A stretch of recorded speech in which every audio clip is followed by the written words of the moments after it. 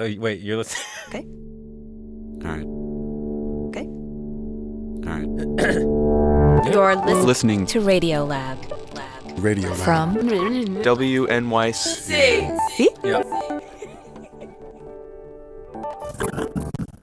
Hey, this is Radiolab. I'm Latif Nasser, and today we have a small story about a small life that touched people all over the world, Okay. 1, 2, 3. and it doesn't end the way you want it to.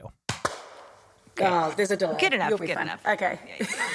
Comes to us from producer Annie McEwen, Hi, Annie. and it starts with a total loner. Yeah, exactly. Okay, let's picture you. I imagine that you're tall and you stride around the island in like hiking boots. Yes, tall. So tall I've got quite bad posture and sort of loom around. Oh, so you're place and hunching around stalk. the island. Hunching and stalking, yes. Okay. Scowling, but under a sun hat because the sun's pretty strong in New Zealand. This and is with my Chris green Bell, dock and back uniform, about a dock decade is ago, he social. was the sole inhabitant of an island off the west coast of New Zealand called Manna Island. It's like the perfect size of island. It's not too big and not too small. Nose to tail, it takes about an hour and a half to walk across. Yeah, looking down. Yeah, of course. It's got cliffs, a high grassy plateau, shrubs and woodland, and Chris lived there in an old farmhouse. Yeah, a wood stove and Did you make your own food all the time? well, there's no one else to make it for me. So yeah, Although he did share the house with handfuls of geckos. a whole bunch of As geckos. soon as evening came, you would hear them rattling about in the roof space. And sometimes he'd get human visitors, but Very common to go 10 days without seeing or hearing anybody else. often he'd be totally alone. Yeah. Okay. And what is how did he why is he spurning civilization? What is he doing there? Well, this island was sort of in a state of recovery. It was farmed for many years. For 100+ years, it had been used as farmland. I think it was sheep and cattle. And, well, in all this time, the wildlife took a big hit. The sheep and the cows ate all the grass and trees. An invasive species arrived, particularly mice. And the mice ate the eggs of the birds and lizards that lived on the island and reduced this ecosystem to basically a wasteland. Eesh.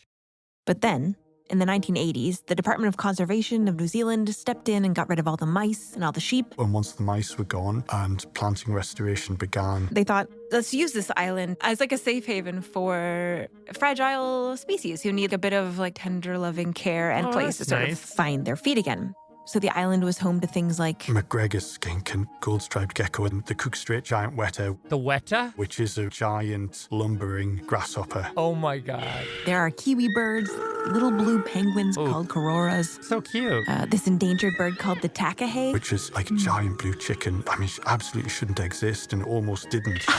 And to protect all this fragility, the Department of Conservation installed a single human inhabitant, a ranger. And for a time, that ranger was Chris. 14th of November 2016. That evening was calm and mild. His journal from the After island I is filled with had 2 diving petrol burrows to check. counting seabirds Cutting and grass for the better part of the day. clearing meadows, Checking wax tags that monitor for invasive rodents. keeping the island pest-free, and just generally Clearing weeds, digging culverts, tending the nursery, building and dismantling. doing what needed doing. On a fine day, I took a backpack sprayer up to the Gannet colony. His work took him all over the island, sometimes as far as one of the more unusual conservation projects, It's a little off the main track. the Gannet colony. Do you know what a gannet is? A gannet? A seabird? Yeah, yes, but not just any seabird. Gannets are seabird royalty. They're snowy white with black wingtips and yellow heads. I mean, they're beautiful flyers. They're a big bird. They're very elegant. They glide along. And when hunting for fish, They tuck their wings in and their neck stretched out, their bill down they dive like fighter jets. into the water in a big splash. I mean, one of the most spectacular sights you can see. And sounds you can hear, like these birds are loud. Oh, it's incredibly noisy. It's Can you mimic that sound? absolutely not. Not in a million years. Please? No. I couldn't. No. They sound like this. And on a regular basis, Chris would busy himself with Weeding the colony. and scrubbing the gannets To remove the lichen blooms that have colonized them. because they'd get covered in moss. It's not such a convincing or alluring feature of a bird if they've got moss growing on their heads. Wait, what? They have moss on their heads? They do. because these gannets are fake. The gannets are fake? A bunch of concrete gannets Painted white with yellow heads, black wingtips, placed around in kind of naturalistic positions. and this sound is a recording playing over speakers. And why did they make a bunch of fake gannets? Well, the Department of Conservation put them there like in the mid-90s, like years and years before Chris showed up, to try to lure gannets to the island with the hopes of establishing a new gannet colony. Where gannets can increase their numbers and grow and have another safe haven in a very unpredictable and changing world. The only problem is gannets prefer to nest where other gannets are already nesting. So how do you get gannets to come to a place that has no gannets? Well, one way is to make some, and then you wait. And wait, and wait, and wait. The months, the years ticked by. The fake gannets would fade, volunteers would repaint them, paint the rocks around them white to look like poop, reposition the speakers. But still, For, I guess, nearly 20 years. this project was a failure. Totally unsuccessful. No gannets. No. Yeah. But then, one day, a beautiful, snowy white male gannet with golden head and black-tipped wings flew in, hovered over the decoys, and he landed, checked the place out, Decided that the colony was a good place. and then he moved in. Oh, This was huge. absolutely huge, because he's a lot more convincing than the concrete replicas. This bird was momentum. This is the pioneer. This is the Johnny Appleseed of gannets. Exactly. He was now going to be the lure for other gannets to come. And he was given the name Nigel. Nigel, no mates. Oh. Because soon it became apparent that this bird Oh, gosh. was maybe a little different. I mean, it somehow... It seemed as though Nigel was taking a shine to one particular decoy. Was she in any way different than the others? Was there something about her that was... No, not to me. Not to me. Yeah. No. Huh. She was one of the sitting gannets, wings tucked by her sides, head raised, painted eyes gazing out over the ocean. I'm just wondering why he chose her. My gosh. Yeah, that's a mystery for the ages.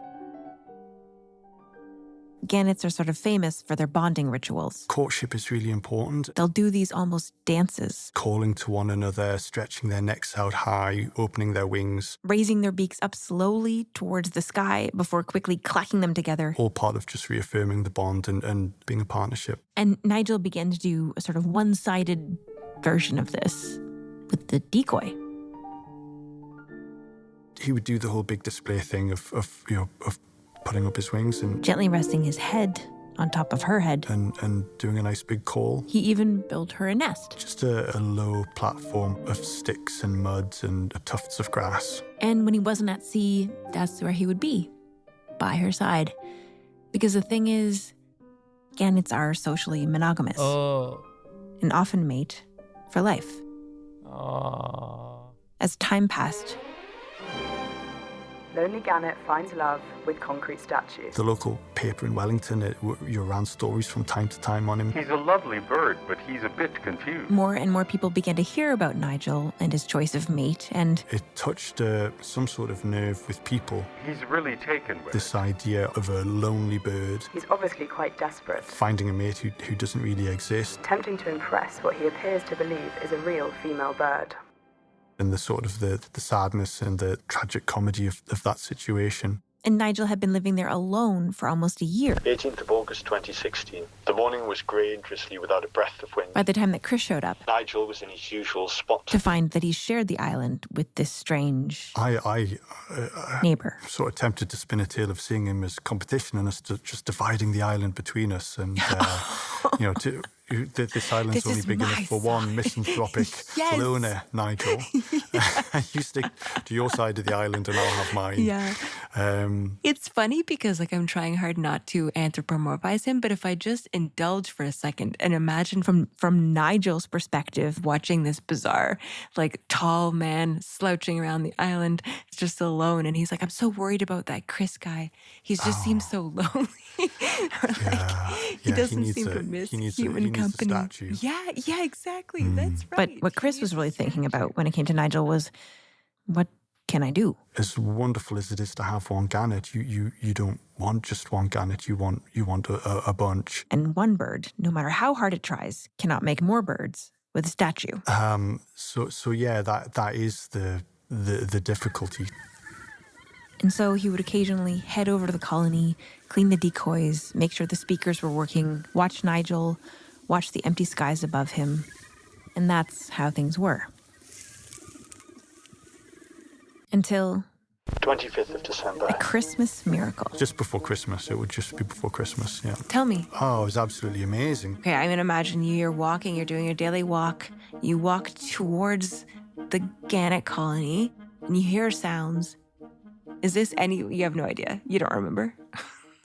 I'm I remember being greatly elated. The great surprise came yesterday on my visit to the Gannet colony, when I saw no less than 4 actual gannets in place. Oh my God. 3 more real-life gannets had finally come. On Christmas? Yes! This is unprecedented, and coming only 10 days after our repositioning the speaker system, it fills me with pride. This group were just doing exactly what Nigel had done several years before. They'd been lured in, they'd landed, they were interested, displaying to each other, they were checking out the replicas. And 5th of January 2018. Again, I saw 4 gannets at the colony. they seemed to sort of settle in. Gosh, Finally, Nigel the live bird was a powerful enough lure to bring in these other live birds, like he did his job. Yeah. yeah. At least that's how everyone thought this was going to go. What actually happened after the break. After the break, you mother flippers. You can say that. Oh, too. I love that. What actually happened after the break, you mother flippers. That's good. That's really good. I like it. Latif, Radiolab, back from break with Annie and Chris and Nigel. Yeah, so Nigel the Gannet lived alone with his concrete decoy lover for a couple years, and then finally 3 more live gannets come. And now Nigel can be with his own kind. Now he can have real friends. Now he can have real Maybe friends. a real mate. Yeah. Except, No. no.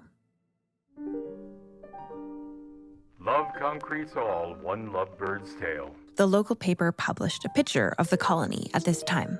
And you can see in the foreground there are the 3 new live gannets mingling among the decoys. And in the background, way, way on the other side of the colony, there's Nigel. And this was apparently the common arrangement, because these new gannets... They really, really didn't go anywhere near Nigel, and he had no interest whatsoever in them. This group of gannets and Nigel completely ignored one another. Huh. Now the newspaper's headline read, Gannet with a heart of stone. He's got live company, but he prefers a concrete decoy.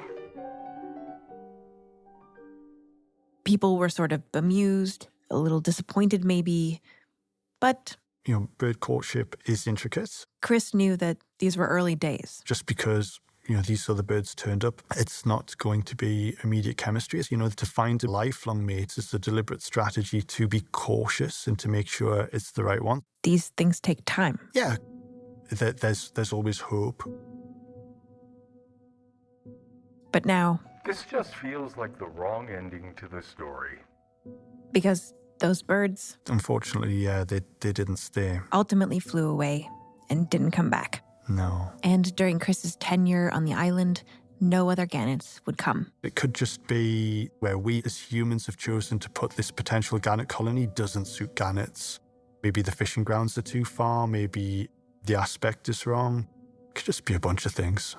The idea of decoy, like these decoy colonies, is this a thing that they do with other birds and it's successful in other parts of the world? Or It's a tried and tested means, and it's led to some amazing conservation successes, bringing birds back to places they should be. And each of those projects that has succeeded has had a lonely first bird, has had a Nigel, and they've made that leap.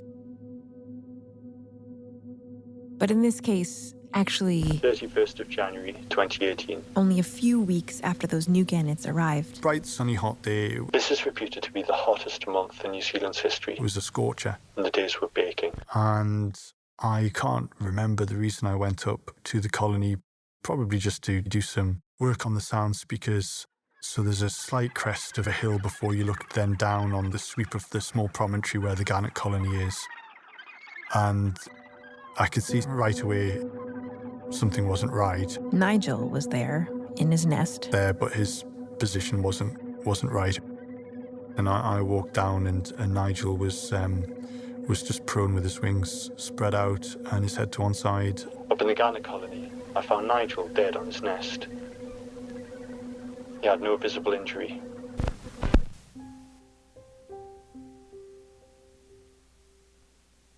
Nigel, the lonely gannet found dead beside his concrete love. 3rd of February 2018.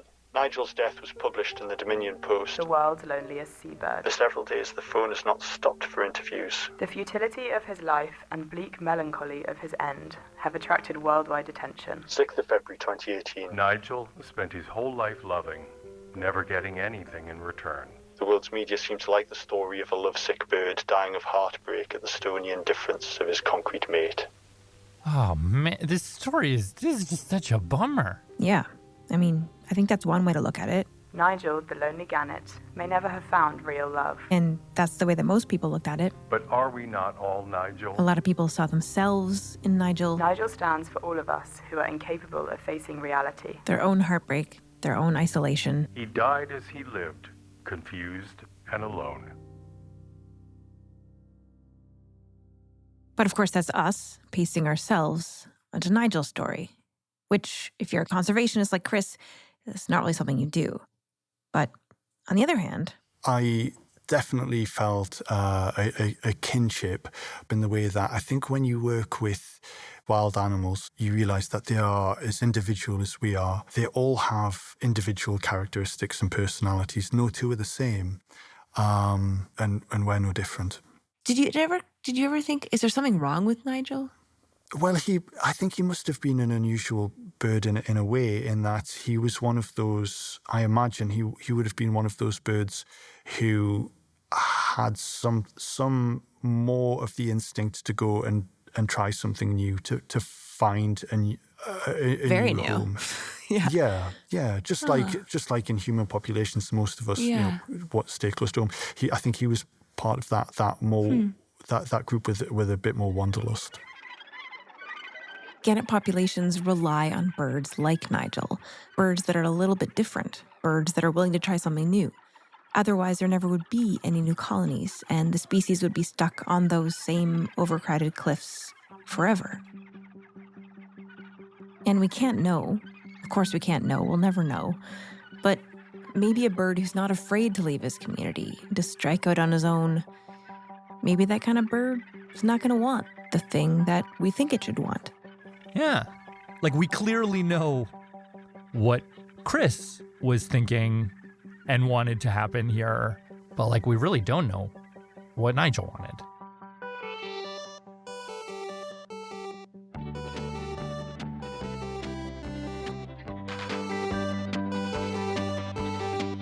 They've all been making plans for Nigel.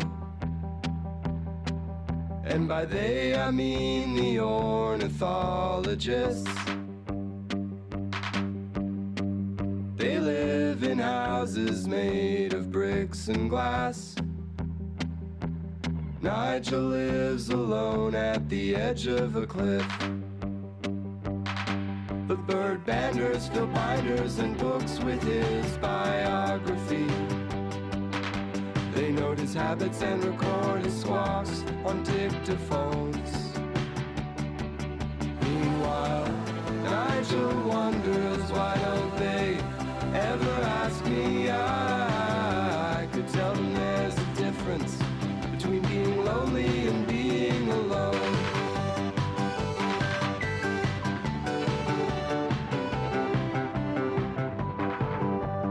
Did you ever feel lonely? Not really. I don't really feel. That's not something I feel too much. Alone on man, I sank into a malaise, brought on perhaps by days of grim grey rain, winter darkness barely cheered by the struggling fire kindled from damp wood. I mean, I do occasionally, maybe a little bit. Nigel's commitment to bachelorhood. Called to the concrete colony by a cassette. Nigel noticed the other birds didn't fly or flap around. He remembered an old French peacock had told him hell is other birds. Thought, well, this is just the kind of place I'd like to settle down.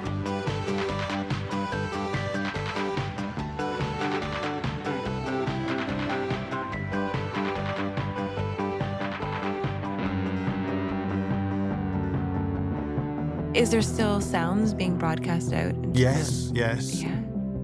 And is his mate, the one that he chose, still there? Yes, definitely. Really? For sure. I don't know. For me, I just can't stop thinking about that decoy bird, Nigel's partner. Her faded eyes. Right this moment. Staring out to sea. Himself, he was no bird brain, and his heart was huge. So he chose a concrete mate, and he built her a nest. He figured it was what they wanted him to do. Nigel did most of the talking, but he was used to that. Usually they just sat there and stared out to sea. When he died, Carl carved Nigel's tiny tombstone's epitaph. Here lies Nigel the Gannet, alone but never lonely. Thank you, Annie, and thank you as well to the Burning Hell, the band that let us play their song about Nigel. Nigel the Gannet is the name of the song. Check them out. You can find more about them and even how you can see them live at theburninghell.com. This episode was reported and produced by Annie McEwen, edited by Alex Neeson, facts-checked by Diane Kelly, with voice acting by Maya Appleby-Melamed and David Gable. Special thanks to Melody Thomas and Kirsten Johnstone from the New Zealand narrative podcast company Popsock Media.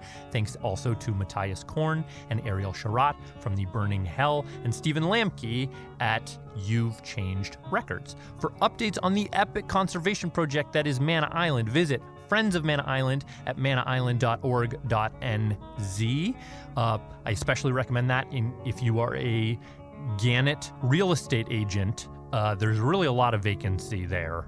Primo properties that are just waiting to be Gannetized. It's funny, you just heard a song, but actually many people wrote songs and poems about Nigel, including one piece of music that debuted at the Sydney Opera House. No kidding. Find a link to this, as well as to some other works of art inspired by Nigel, on our website, radiolab.org. And just before we go, if you haven't gotten enough animal stories for today, I wanted to let you know that the Terrestrials team just dropped a scrappy little episode about the scrappy little raccoon, Jimothy, who, if you don't already know from your social media feed, is the Seattle raccoon that has been going viral this summer. The episode includes an ecologist who has closely studied Jimothy, a disability advocate who tries to make sense of our love for Jimothy, and if that's not enough, the episode is also infused with lots of 90s Seattle grunge nostalgia, because of course it is, given the Terrestrials soundscape. Anyway, just check it out. You might get a kick out of it. Search for the Jimothy over on the Terrestrials podcast. That's it for us. Thank you, and catch you right back here next week. Hi, I'm Jonquil and I'm from Brooklyn. And here are the staff credits. Radiolab is hosted by Lulu Miller and Latif Nasser. Soren Wheeler is our executive editor. Sarah Sandbach is our executive director. Our managing editor is Pat Walters. Dylan Keefe is our director of sound design. Our staff includes Jeremy Bloom, W. Harry Fortuna, David Gable, Maria Paz Gutierrez, Sindhu Nyanam Sambandan, Matt Keelty, Mona Madgauka, Annie McEwen, Alex Neeson, Sarah Kari, Natalia Ramirez, Joanna Strogatz, Anisa Vitsa, Ariane Wack, Molly Webster, and Jessica Young, with help from Gabby Santos and Maya Appleby-Malamed. Our fact-checkers are Nora Belblidia, Hilary Elkins, Rachel Gross, Diane Kelly, Emily Krieger, Natalie Middleton, and Sophie Samai. Hi, I'm Aubrey, calling from Salt Lake City, Utah. Leadership support for Radiolab's science programming is provided by the Simons Foundation and the John Templeton Foundation. Foundational support for Radiolab was provided by the Alfred P. Sloan Foundation.